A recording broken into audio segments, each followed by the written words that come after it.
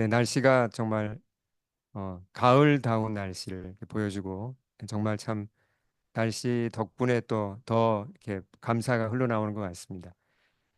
오늘은 어, 전도와 선교에 관한 세 번째 시간입니다. 우리 제목을 앞을 보시면서 한번 크게 읽어보겠습니다. 시작. 안디옥 교회와 복음의 보편성. 네. 자, 오늘은 이제 좀 큰 그림을 많이 볼 겁니다. 큰 그림을 보면서 하나님이 하시는 일을 우리가 살펴볼 텐데요.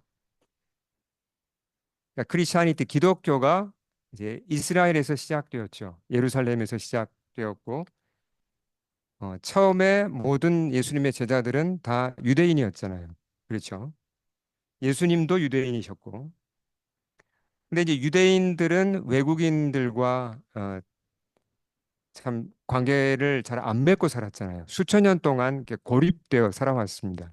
근데 그런 유대인들이 외국인들에게 나가서 복음을 전하는 일은 참 이게 쉽지 않았던 것 같습니다. 근데 분명히 예수님은 뭐라고 그러셨죠? 주님은 예수님은 유대인이신데도 불구하고 분명히 마지막에 어, 우리 지상 명령 대 정말 사명을 주셨잖아요. 위대한 사명을 주셨잖아요. 우리 같이 마태복음 28장 마지막 말씀 읽어볼까요? 시작. 그러므로 너희는 가서 모든 민족을 제자로 삼아. 분명히 예수님은 모든 민족을 다 구원하기를 원하셨고 내가 모든 민족의 열방의 메시아라는 것을 분명히 하셨습니다. 근데 제자들은 참 그걸 받아들이기 어려웠던 것 같아요. 유대인으로서. 근데 예기치 않게 어떤 일이 일어납니까? 오늘 읽은 본문에 보시면 19절, 자, 환란이 일어났습니다. 그러니까 스테판이 이제 돌에 맞아 죽었잖아요. 그 극우 유대인들이 스테판을 죽였습니다. 그 이후에 이제 아주 심한 핍박이 일어나면서 예루살렘에 모여 있던 성도들이 어쩔 수 없이 어떻게 되죠? 예, 떠나야 했습니다. 자, 한번 생각을 해보죠. 여러분, 여기 계신 분들이 대부분 한국에 계시다가 이제 캐나다로 오신 분들이 많은데 그 이사 오는 과정이 뭐 여러 이유가 있겠죠. 근데 과정 자체가 쉬웠습니까? 아니면 어려웠습니까? 이사라는 게 참 이게 힘든 겁니다. 그리고 국제 이사를 저는 대륙을 두 번 옮겨봤거든요. 그래가지고 이게 이사한다는 게 얼마나 힘든지 이해를 잘합니다. 그러니까 한국에 있다가 유럽으로 갔고 유럽에 있다가 한국으로 왔고 한국에 있다가 또 캐나다로 오면서 이 대륙을 옮기는 게 참 이게 쉽지 않더라고요. 근데 이 지금 유대인 신자들은 이사하는 정도가 아니라 이게 난민이 된 거예요. 갑자기 고향을 떠나야 되고, 예, 거기다가 난민이 돼야 됐던 겁니다. 그러니까 이스라엘 전역으로 이제 도망간 거죠. 핍박을 받으니까 살기 위해서. 그리고 그 중에 일부는 어떻게 됐죠? 국경을 넘어 외국으로 나갔습니다. 예.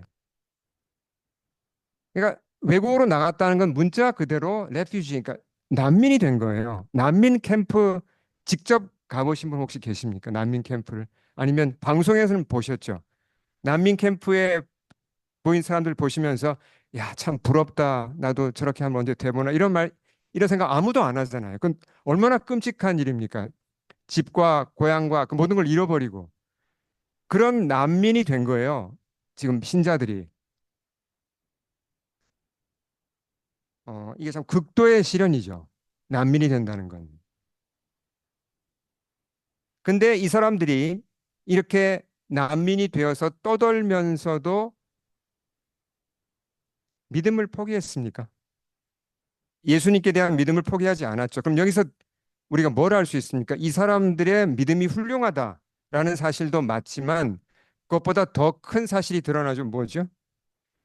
이 사람들의 믿음이 훌륭하다는 게 중요한 게 아닙니다. 그게 아니라 예수님이 얼마나 위대한 분이면 예수님이 얼마나 크신 분이고 얼마나 소중한 보물이면 이 사람들이 이렇게 어려운 환난을 당하는데도 예수님을 포기하지 않을까? 여기에 우리는 주목을 해야 돼요. 그러니까 예수님이 얼마나 크신 분인가 하는 겁니다. 예.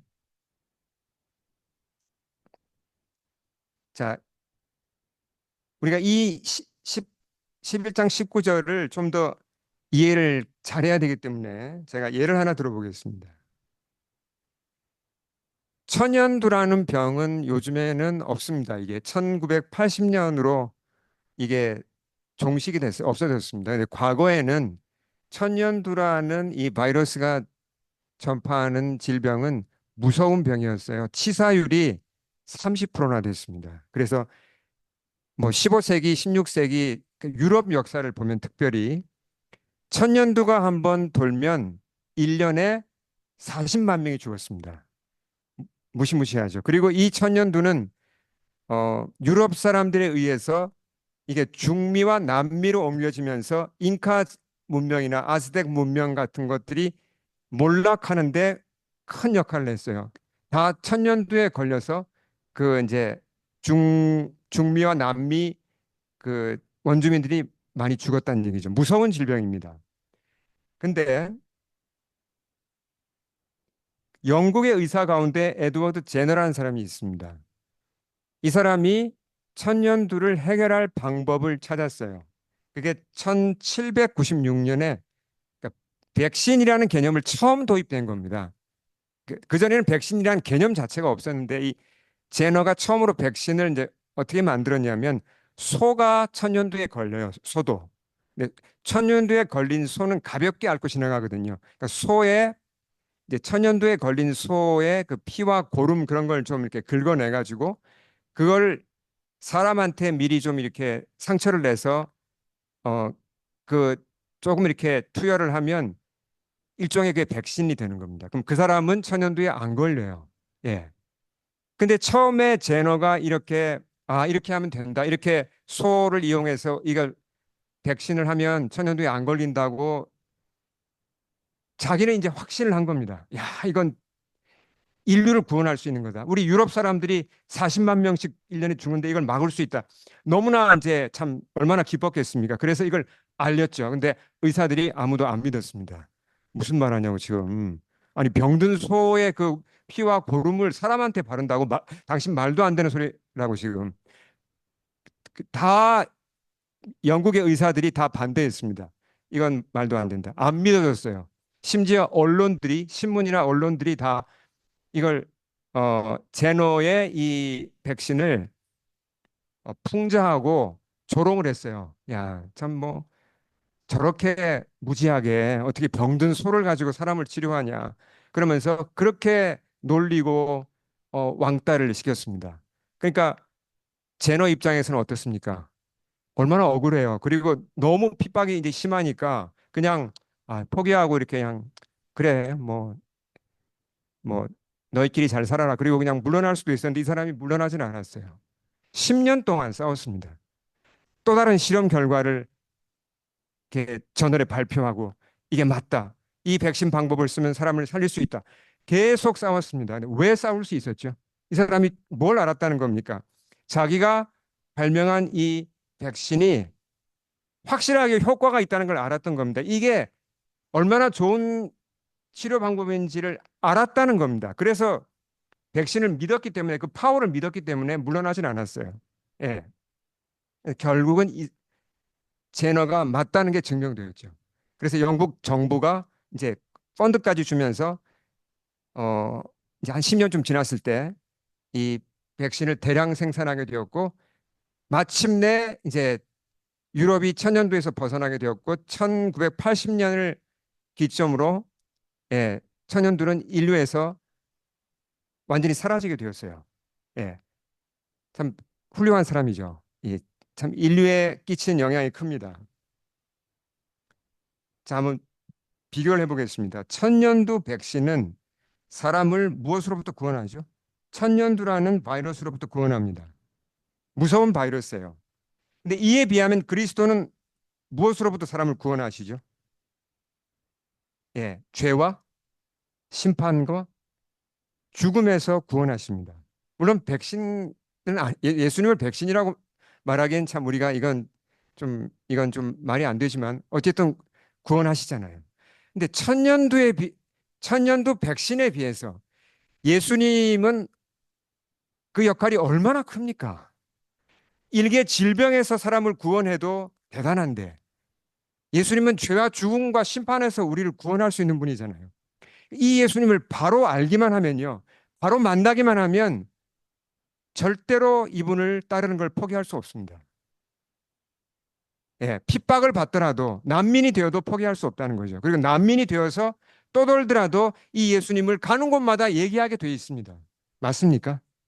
아멘. 여기서 우리가 더 강조되는 게 뭡니까? 그러니까 예수님의 지고한 가치라는 겁니다.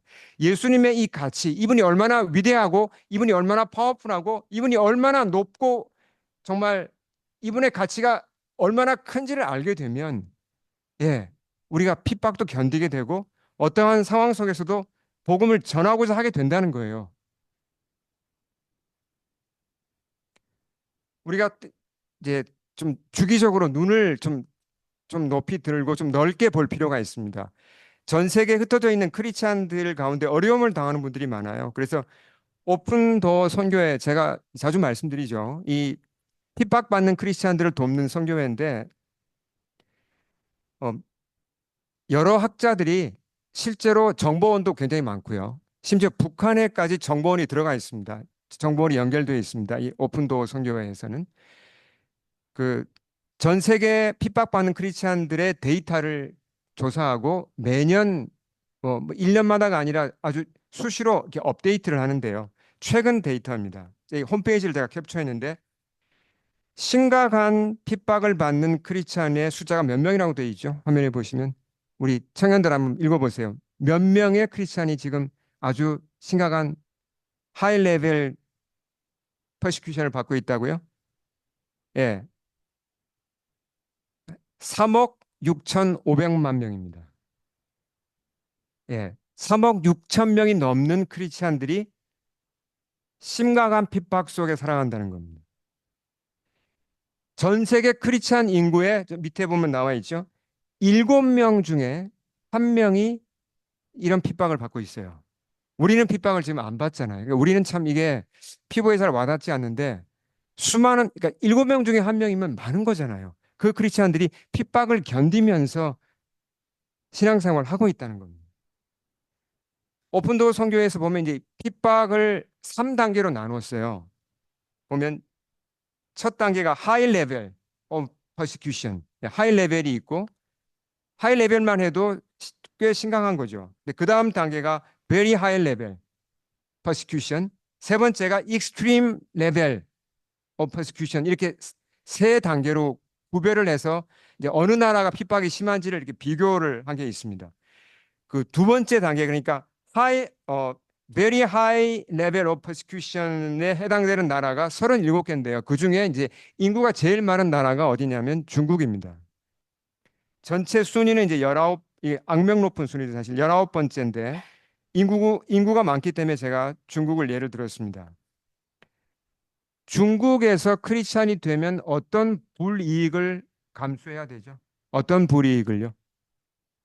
어, 재산을 몰수당할 수 있습니다. 그리고 직장에서 크리스찬인 게 밝혀지면 왕따 당하고 사회적으로 매장될 수 있어요. 그리고 중국에서 크리스찬 리더가 되면 이렇게 목회자나 이런 리더가 되면 감옥에 갈 가능성이 굉장히 높습니다. 그 각오를 해야 돼요. 근데 지난 20년 동안 중국 크리스찬의 그러니까 중국의 크리스찬 파퓰레이션이 어떻게 되는지 여러분 들어보셨죠? 급속히 증가하고 있습니다. 지금 중국에 여기 보면 작은 글씨로 보이죠? 크리스찬이 모두 몇 명이라고요? 거의 1억 명이에요. 어, 급격히 이렇게 증가했어요. 근데 이렇게 핍박이 있는데 왜 중국에서 크리스찬들이 이렇게 늘어날까요?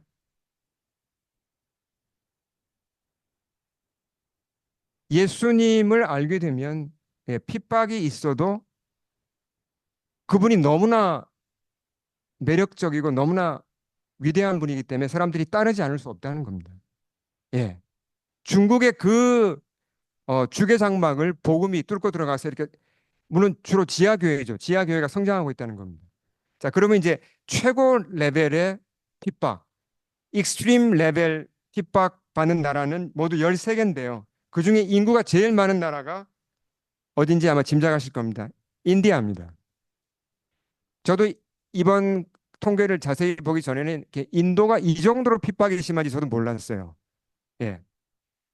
근데 인디아 같은 경우는 지금 그 총리가 현재 총리가 10년째 집권을 하고 있습니다. 이 사람이 그 나렌드라 모디라는 사람인데 이 사람이 그러니까 힌두교도인데 좀 극우 힌두교도예요. 예.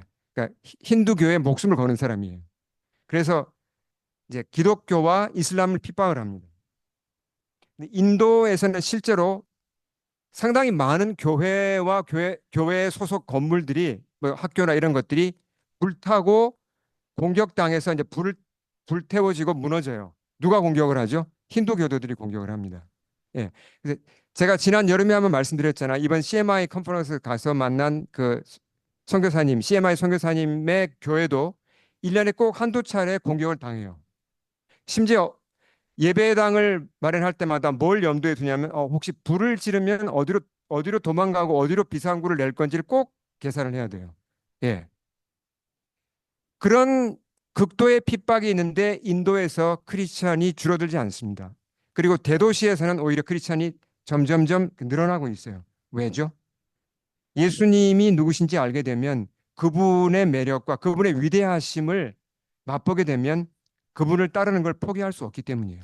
핍박이 있어도 놓지 않는 겁니다. 예. 그러니까 다시 한번 정리를 하면 이런 겁니다. 왜 핍박이 있는데도 불구하고 왜 사회에서 내가 손해를 보고 살아야 되는데도 불구하고 크리스찬 얘기를 그만두지 않는가? 왜 크리스찬으로 살아가는가? 그 사람들의 믿음이 훌륭하기 때문이기도 하지만 뭐라고요? 예수님이 그만큼 위대한 분이라는 겁니다. 예수님의 가치가 그만큼 지고하다는 거예요. 예. 자, 다시 본문으로 들어가서 안디옥 교회를 살펴보겠습니다. 흩어진 크리스찬들이 어디까지 갔죠? 20절 같이 한번 읽어보겠습니다. 시작. 그 중에 구브로와 구레네 몇 사람이 안디옥에 이르러 헬라인에게도 말하여 주 예수를 전파하니. 예, 처음에는 그 신자들이 흩어져서 이렇게 외국으로 가도 유대인에게만 복음을 전했습니다. 해외에도 유대인이 많았거든요. 근데 역사적으로 큰 전환점이 20절에 지금 일어난 겁니다. 어떤 일이 일어났다고요? 예. 유대인 크리스찬들이 이제 외국인들에게, 그러니까 로마 사람과 헬라 사람, 이런 그리스 사람, 외국인들에게 본격적으로 복음을 전하기 시작한 겁니다. 어디서요? 안디옥이라는 곳에서. 안디옥은 어디 있죠? 지금 어느 나라에 있습니까? 안디옥? 어디죠? 예. 지리에 강하셔야 됩니다. 우리 성경을 잘 이해하려면 지도를 그래서 제가 보여드리면 잠깐만요. 지도가 여기 있습니다. 네. 자, 여기서 너무 큰 지도네요. 안디옥 찾기가 쉽지 않으시. 어디 있습니까? 안디옥이? 지도의 오른쪽 보시면 시리아라고 된 초록색이 보이시죠? 지금 터키 남부에 보시면 안디옥이라는 곳이 있습니다. 예, 안디옥에서 나중에 떤 일이 일어나죠? 안디옥의 교회가 세워지고 저 안디옥 교회에서 바울의 1차, 2차, 3차 선교 여행이 출발됩니다. 그러니까 안디옥 교회는 놀라운 이 바울의 선교를 파송한 것이고 지원한 교회, 세계사를 바꾼 교회예요. 예. 이 안디옥에 이제 처음 교회가 세워질 무렵 얘기를 하고 있는 겁니다. 처음에는 예, 처음에는 유대인들 사이에만 복음을 전했는데 드디어 유대인의 벽을 넘어 헬라인에게도 주 예수를 전파한 겁니다. 핍박 중에 이렇게 심지어 외국인에게도 이제 복음을 전한 거죠. 어, 자, 그럼 한번 객관적으로 한번 생각을 해보죠. 조금 우리가 이제 우리 너무 크리스찬의 눈으로 보지 말고 좀 더 객관적인 눈으로 한번 보겠습니다. 안디옥은 로마에서 몇 번째로 큰 도시죠? 로마 제국에서 제일 큰 도시가 당연히 로마이고 두 번째로 큰 도시가 어디죠? 예, 알렉산드리아입니다. 알렉산드리아는 이집트에 있는 도시죠. 세 번째로 큰 도시가 바로 안디옥입니다. 그러니까 안디옥은 로마에서 세 번째로 큰 로마 제국에서 세 번째로 크니까 당연히 그런 로마의 그런 문화와 로마의 인프라와 로마의 그런 군사와 정말 그런 너무나 로마다운 도시이고 어, 부유한 도시입니다. 로마의 그런 어떤 파워로 넘치는 도시입니다. 대부분의 사람들은 다 그렇게 어, 잘 살고 있고 앞서 문화를 즐기고 있고 그런 곳에서 지금 누가 복음을 전하는 거죠? 난민들이 복음을 전하는 겁니다. 마치 우리 몬트리올에 이상한 종교를 들고 들어온 사람들이 저 어디서 이상한 듣도 보도 못한 나라에서 온 난민이 복음을 뭐 이상한 종교를 들고 들어와 가지고 몬트리올에서 포교한다고 생각해 보십시오. 이거 누가 믿겠습니까? 관심 있으세요, 여러분? 그런 이상한 난민들이 포교하는 종교에 관심 있으세요? 아무도 관심이 없죠, 사실. 그렇잖아요. 비슷한 그런 지금 시츄에이션이에요. 예. 로마 사람들이 볼 때는 그 기독교라는 것은 저 뭐 어디 시골 구석 뭐 이스라엘이라는 나라에서 무슨 목수 하나가 어떻게 뭐 사형당해 가지고 죽었는데 그 목수의 가르침을 따르는 소수의 그 뭐 유대인들이 뭐 어떻게 그냥 믿는 그런 종교예요. 그걸 대로마 제국의 그 안디옥의 시민들이 믿겠습니까? 어림도 없죠. 그냥 잠깐 반짝하다가 시들 수밖에 없는 그런 상황이었어요. 인간적으로 보면. 근데 놀랍게도 어떤 일이 일어났습니까? 자, 21절 같이 크게 읽겠습니다. 시작. 수많은 사람들이 믿고 주께 돌아오더라. 수많은 안디옥 사람들이, 로마 사람들이 이 복음을 받아들이고 예수님을 주로 고백하고 따르기 시작했다는 겁니다. 할렐루야. 너무나 놀랍지 않습니까? 어, 어떻게 이런 일이 가능하죠? 이거는 전도를 잘해서도 아니고 뭡니까?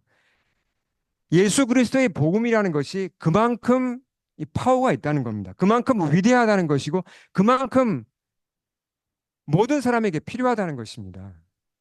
예.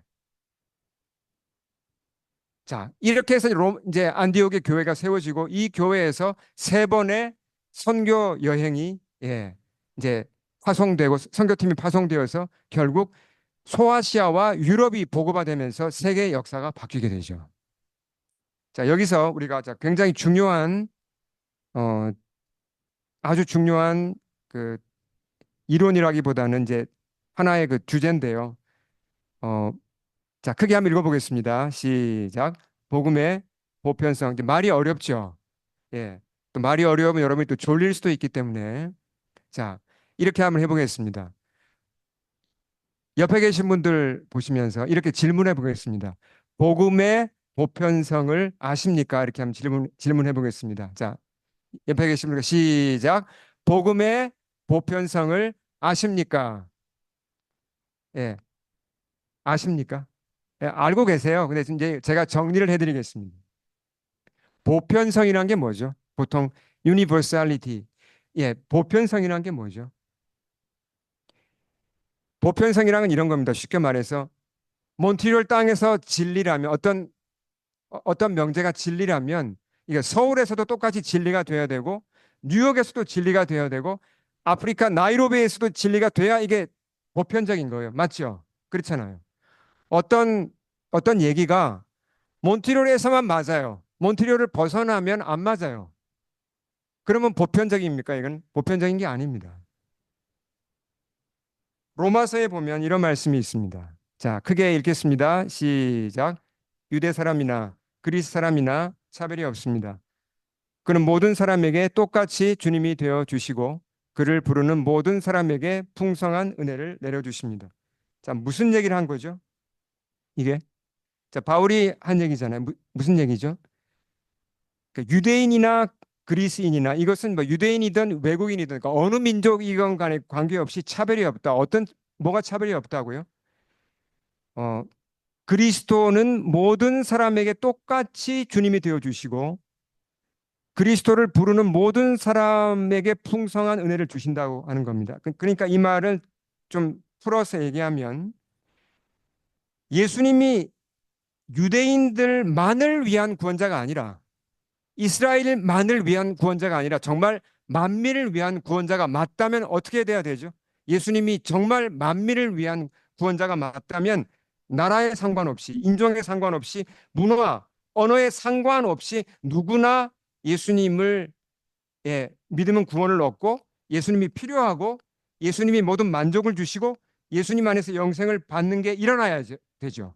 그러니까 그런 일이 일어나야 되잖아요, 실제로. 그럼 역사 가운데 실제로 그런 일이 일어났습니까? 정말? 정말 나라와 민족과 시대에 관계없이 사람들이 예수님을 믿으면서 똑같은 변화를 경험했나요? 정말 그런 일이 일어났나요? 네, 맞습니다. 자, 우리가 그냥 넘기기 쉬운데 실제로 보면 어떻습니까? 기독교는 이스라엘에서 시작됐지만 어디로 흘러가죠? 이게 소아시아로 흘러가고 유럽으로 들어갑니다.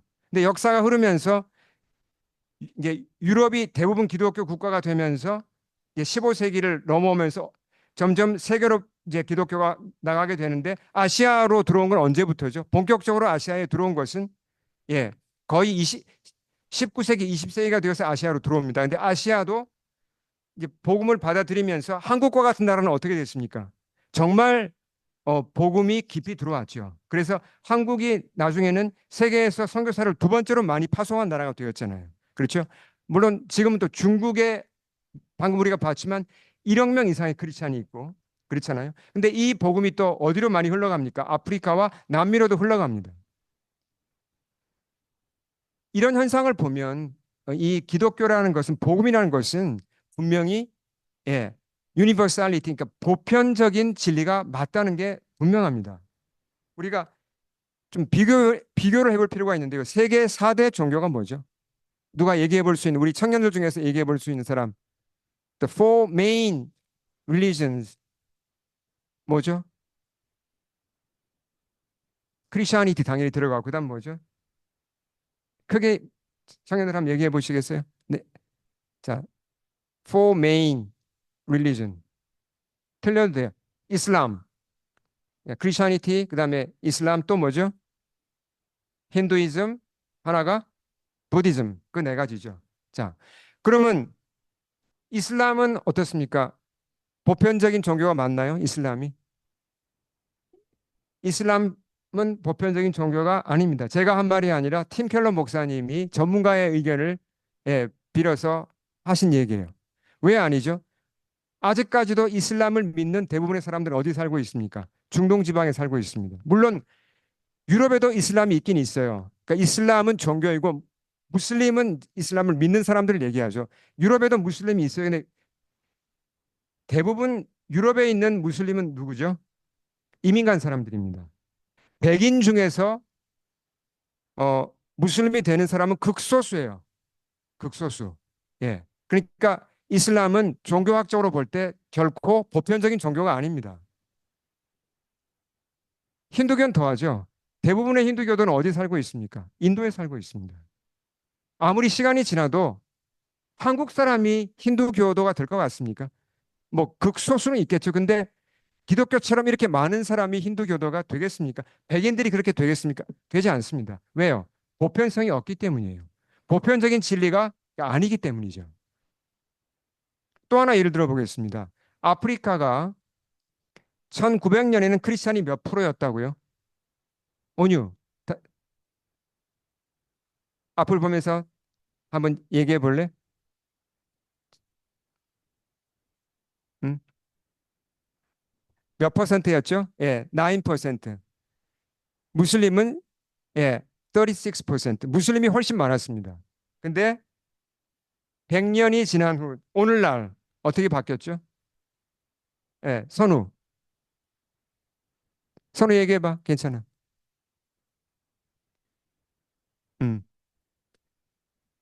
49%죠. 맞아요. 그렇죠. 9%였는데 49%로 성장했습니다. 아프리카의 크리스찬 파퓰레이션이.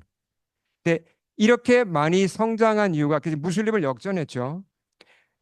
물론 이제 아프리카 크리스찬들이 뭐 다 성숙한 건 아닙니다. 그러나 어쨌든 본인이 크리스찬이라고 얘기하는 사람들이 이렇게 많이 늘어났다는 겁니다. 근데 아프리카에서 그럼 자 이런 질문을 드릴 수 있죠. 누가 아프리카 사람들한테 복음을 전했죠? 누가 주로 전했죠? 역사적으로 보면 다 유럽 사람들이나 미국 사람들이 전했습니다. 그러면 아프리카 사람들 편에서 볼 때는 기독교를 받아들이려면 백인들의 문화를 받아들여야 되는 겁니까? 유럽 사람들이 전해준 거잖아요. 미국 사람들이 전해준 거잖아요. 그러면 유럽 문화랑 미국 문화를 받아들여야 되는 거 아닌가요? 크리스찬이 되려면? 전혀 그렇지 않습니다. 예. 그 아프리카 학자 가운데 이름이 있는 분이 계신데 그분 라민 사네라고 하는 좀 이름 있는 분인데 그분이 뭐라고 얘기했냐면 자, 그 말을 제가 그대로 인용해 보겠습니다. 어, 예수님이 아프리카 사람들이 찾는 구원자의 최종 답안이기 때문에 최종 답안이기 때문에 많은 아프리카인들이 예수님을 믿고 따른다는 겁니다. 이해가 되세요? 무슨 말인지. 아프리카 아프리카 사람들의 마음속에 가지고 있는 어떤 그 구원자에 대한 그 갈망이 있는데 성경을 읽어보니까 이 예수 그리스도가 바로 그 구원자라는 겁니다. 그러니까 복음이라는 것은 아프리카에 가면 아프리카 사람들한테 너무 잘 맞는 것이고 한국에 오면 한국 사람들한테 너무 잘 맞는 것이고 가는 곳마다 그 언어나 문화를 건드리지 않고도 어, 충분히 그 속으로 들어가서 진리가 되어 준다는 것입니다. 좀 이렇게 좀 복잡해 보이지만 제가 복음의 보편성을 이렇게 설명드린 이유는 그만큼 우리가 믿는 이 기독교, 우리가 믿는 복음이 확고한 진리라는 것입니다. 다른 어떤 종교도 이런 게 없어요. 그렇잖아요. 방금 우리가 비교해 봤지만 어떤 이론이나 어떤 종교도 이런 보편성을 가진, 그러니까 모든 민족에게 맞는 이런 진리와 이런 종교는 없습니다. 오직 기독교만이, 복음만이, 이런 보편성을 가지고 있고 모든 사람을 구원할 수 있다는 거죠. 그래서 우리가 어떤 이 긍지를 가져야 되고 자부심을 가져야 되고 복음에 대한 그런 열심을 가질 필요가 있다는 겁니다. 자, 다시 말씀으로 돌아가서 안디옥을 좀 더 살펴보겠습니다. 안디옥에 이제 복음이 전파되고 많은 안디옥 사람들이 예수를 믿게 되면서 교회가 성장했습니다. 이 소식을 듣고 예루살렘 교회가 어떻게 했죠? 바나바를 파송해 주었어요. 바나바가 안디옥 교회로 와서 안디옥 교회 담임 목사가 되고 더 사역이 활발히 일어났습니다. 근데 바나바는 혼자 사역하기 힘드니까 누구를 또 데리고 왔습니까? 바울을 가서 데리고 왔죠. 바울과 함께 안디옥 교회를 섬겼습니다. 그러면서 안디옥 시 전체가 좀, 어, 좀 이렇게 속된 표현을 쓰면 그냥 뒤집어진 거예요. 복음으로. 예. 수많은 사람들이 믿게 되었고, 어, 계속 큰 화제거리가 되면서 이제 안디옥이 변화하게 된 겁니다. 그래서 26절이 결론인데요. 같이 우리 앞을 보시면서 크게 한번 읽어보겠습니다. 시작.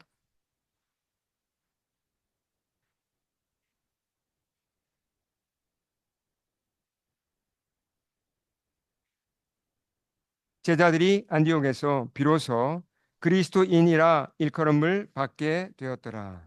자, 저희가 사도행전을 그때 제가 설교할 때 이 부분을 어, 다루었던 걸 기억하실 겁니다. 여기서 보시면 그리스도인이라는 단어가 나오죠. 우리가 참 많이 쓰는 단어입니다. 이제 영어로 크리스천, 한국말로도 그리스도인. 예수 믿는 자들의 우리의 이름이잖아요. 우리도 스스로를 우리가 크리스찬이라고 부르고 외부에서도 우리를 크리스찬이라고 부르고 근데 처음에 이 이름이 어떻게 만들어진 거죠? 누가 만들었습니까? 교회 안에서 만들어졌습니까? 밖에서 만들어졌습니까? 밖에서 만들어졌습니다. 교회 밖의 사람들이 교회 안에 예수 믿는 사람들을 향하여 저 사람들 크리스찬이라고 부른 겁니다. 그 당시 쓰이던 말이 이제 헬라어, 그릭이었기 때문에 이제 그릭으로 불렀죠. 이 뜻이 뭐죠? 기억나세요? 이건 이제 어, 긴가민가 하시면 안 되고 제가 질문하면 그냥 곧바로 답이 나와야 될 정도로 우리가 확고하게 기억해야 되는 겁니다. 이 뜻이 뭐라 그러죠? 크리스천? 네, 아멘. 우리 김인호 집사님 같이 이렇게 해야지. 그냥 즉시 이렇게 답이 나오셔야 됩니다. 그 당시 이제 이런 자 보세요.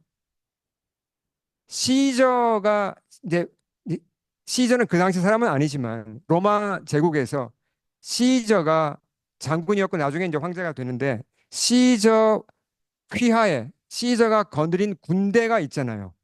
시저가 거느린 군사들을 가리키는 말이 시저니아니오스라고 불렀습니다. 그러니까 이아노스라는 표현이 그 사람의 군사란 뜻입니다. 군사. 그러니까 시저의 군사들을 이렇게 불렀어요. 시저 리아노스. 말이 좀 어렵죠? 네, 이아노스란 말이 계속 붙습니다. 폼페이 장군의 휘하의 군사들이 폼페이아노스라고 불렀습니다. 그러니까 시저의 휘하에 있는 군사들은 그럼 어떤 사람들이죠? 시저가 오라 그러면 옵니까? 오죠. 가라 그러면 갑니까? 로마 군대 군사들이 어느 정도 그 지휘관 장군의 말을 잘 들었을까요? 전쟁이다. 이렇게 돌격하라 그러면 돌격하나요? 목숨 걸고 하나요? 예. 목숨 걸고 시저를 따랐던 군사들을 가리켜서 시저리아노스라고 불렀습니다. 그런 개념으로 교회 외부 사람들이 이렇게 부른 겁니다. 크리스티아노스라고 부른 겁니다. 크리스, 크리스트라는 장군의 휘하에 있는 저 군대들, 군사들이라고 부른 겁니다. 그 사람들, 외부 사람들이 볼 때는 저 사람들 시저 군사들보다 더한 사람들이에요. 저 사람들 그리스도의 목숨 걸고 죽으라면 죽는 사람들이야. 이렇게 불렀다는 겁니다. 너무나 일사불란하게 움직이고 목숨 내놓고 전도하고 뭐 난민이 돼도 두려워하지 않고 그렇게 살아가는 사람들을 보면서 저 사람들 그리스도의 군대야. 이렇게 부른 겁니다. 그 말이 영어로 들어오면서 크리스찬이 된 거죠. 그러니까 우리가 크리스찬이란 말을 이게 우리 아이덴티티잖아요. 이거 잘 생각해보고 우리가 불러야 됩니다. 그냥 쉽게 할 수 있는 말이 사실은 아니잖아요. 예, 정말 우리가 그리스도를 위하여 목숨 내놓을 수 있습니까? 주님이 어디를 가라고 하는 마음을 주시면 그런 부르심이 있으면 정말 난민이 될 각오하고 갈 수가 정말 있습니까? 핍박이 와도 정말 그걸 견디면서 주님 이름 위해서 우리가 뭘 할 수 있습니까? 생각해 봐야 됩니다. 그럴 자신이 없으면 크리스찬이라는 이름을 함부로 부르면 안 되죠. 예. 그래서 바울이 이렇게 얘기했잖아요. 자, 끝으로 한 말씀 더 읽겠습니다. 바울이 한 얘기죠. 같이 읽겠습니다. 디모데 후서 시작. 너는 그리스도 예수의 좋은 병사로 나와 함께 고난을 받으라. 병사로 복무하는 자는 자기 생활에 얽매이는 자가 하나도 없으니 이는 병사로 모집한 자를 기쁘게 하려 함이라. 예. 우리는 크리스찬이 맞습니까? 아멘. 그렇다면 우리는 예수님의 군사가 맞습니까? 아멘. 우리를 부르신 우리의 대장 예수님은 너무나 위대한 분이세요. 너무나 고귀한 분이세요. 심지어 핍박이 오더라도 그 핍박을 우리가 겪으면서도 심지어 난민이 되더라도 그분의 이름을 붙들고 살아갈 가치가 있는 분입니다. 아멘. 우리 함께 기도하겠습니다.